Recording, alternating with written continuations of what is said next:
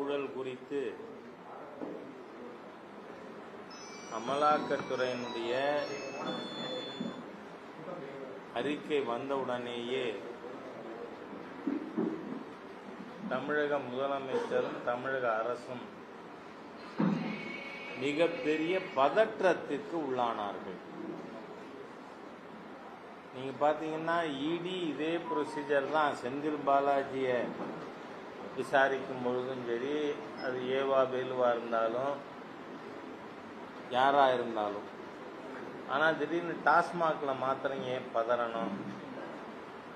எதுக்காக தமிழக அரசு தரப்பில் டாஸ்மாக் தரப்பில் இந்த விசாரணையே சட்டவிரோதமானது, அமலாக்கத்துறைக்கு எந்த அதிகாரமும் கிடையாது. அதை விட இதில் வேடிக்கை என்னன்னா, அது எப்படி ஒரு கவர்மெண்ட்டு சீஃப் செக்ரட்டரி டாஸ்மாகுடைய மேனேஜிங் டைரக்டர் இவங்க எல்லாரும் சட்ட புரிதல் அவங்களுக்கெல்லாம் இருக்கும்னு மக்கள் எதிர்பார்க்குறாங்க. ஆனால் எங்களுக்கு முன்னாடியே அறிவிக்காம ரைடு பண்ணாங்கன்னு. இது என்ன சினிமா இல்லையா? இந்த வில்லனை பிடிக்கிறதுக்கு இந்த ஹீரோ அடா சத்தம் போட்டுட்டே போறது மாதிரி இவங்க திருடனை பிடிக்கணும்னா சொல்லாம தான் போகணும். ஆனா அரசாங்க நீதிமன்றத்தில் புகார் என்ன எங்களுக்கு அறிவிக்காமல் இவங்க ரைடுக்கு வந்தாங்க. ஆனால் அமலாக்கத்துறை அவர்களிடம் இருக்கின்ற தகவல்களின் அடிப்படையில் அந்த ரைடு நடத்தப்பட்டது. இவங்களால அதிகபட்சம் 2 மாசம் டிலே பண்ண முடிஞ்சது. ஏனென்றால் அப்போ இருந்த 2 நீதிபதிகள் அவர்களை இந்த கேஸிலிருந்து விலக்கி கொண்டார்கள். பிறகு 2 நீதிபதிகள் நியமிக்கப்பட்டு உயர் நீதிமன்றம் இந்த டாஸ்மாகினுடைய எதிராக இடி எடுத்த நடவடிக்கைகள் முறையா இருக்கு, சட்டப்படி இருக்குன்னு தீர்ப்பு கொடுத்து இடி அதனுடைய விசாரணையை தொடரலாம்னு இப்போ கடந்த 3 நாட்களாக வந்து கொண்டிருக்கின்ற தகவல்கள், டாஸ்மாகினுடைய எம்டி விசாகன், இப்போ அதனுடைய துணை பொது மேலாளர் ஜோதி சங்கர், சுமன் இவர்களெல்லாம் விசாரிக்கப்பட்டு அதிலிருந்து பெறப்பட்ட தகவல்களின் அடிப்படையில்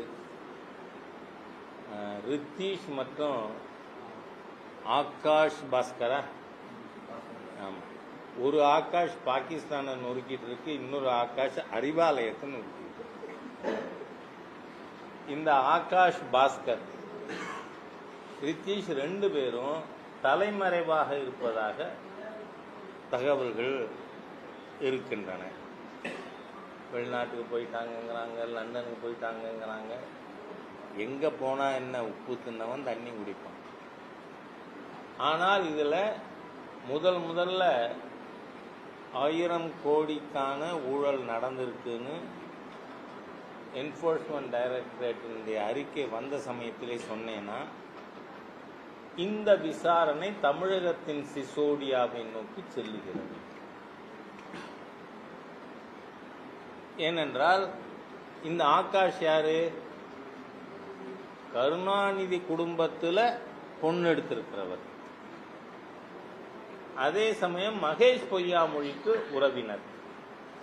நீங்க பார்த்தா கடந்த ஒரு 3-4 மாசமாக இவங்க இதுக்கான எதிர்க்கிறதுக்கான ஐடியாலஜிக்கல் பிரிட்டென்ஷன்ஸ்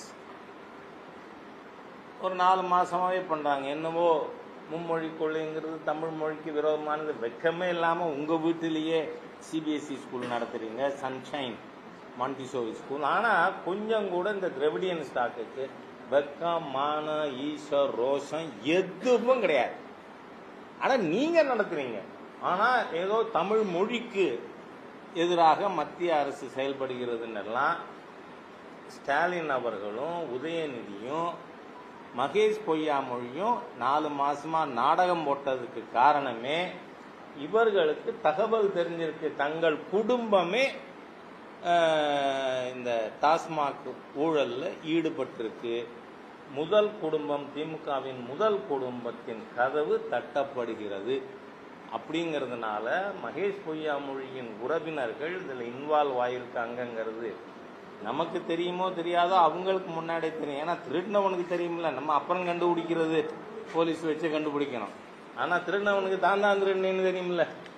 அதனால தான் இந்த 3 பேரும் ஸ்டாலின் அவர்களும் உதயநிதியும், ரொம்ப நாளாக உதயநிதி சத்தத்தை காணல, அது அப்புறம் பார்ப்போம்.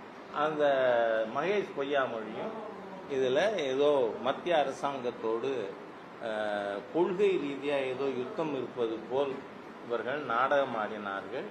விரைவில் தமிழக திராவிட முன்னேற்ற கழகத்தின் முதல் குடும்பம்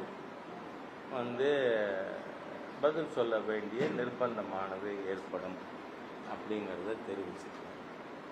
நமக்கெல்லாம் தெரியும், ஏப்ரல் 22ஆம் தேதி பஹல்காவில் பாகிஸ்தான் இன்ஸ்பயர்டு டெரரிஸ்ட் மூலமாக மிகப்பெரிய தாக்குதல் நடந்தது. அதுவும் சுற்றுலாத்துறையை டார்கெட் பண்ணியிருக்கிறதுக்கு காரணமே 2019 ஆகஸ்ட் 5ஆம் தேதி அரசியல் சட்டப்பிரிவு 370-35A இது அப்ரகேட் பண்ணினதுக்கு பிறகு பாகிஸ்தானில் அமைதி இருந்தது, அதனுடைய பொருளாதாரம் வளர்ந்து கொண்டிருந்தது, இளைஞர்களுக்கு வேலை வாய்ப்பு கிடைத்தது. அந்த வேலை வாய்ப்பு ப்ரொவைட் பண்ணுற மேஜர் செக்டார் டூரிசம்.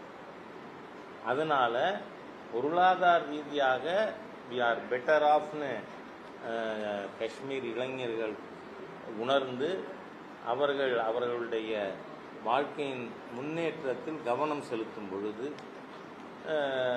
பஹல்காமில் ஒரு சுற்றுலா மையத்தில் தாக்குதல் நடத்தினார்கள்.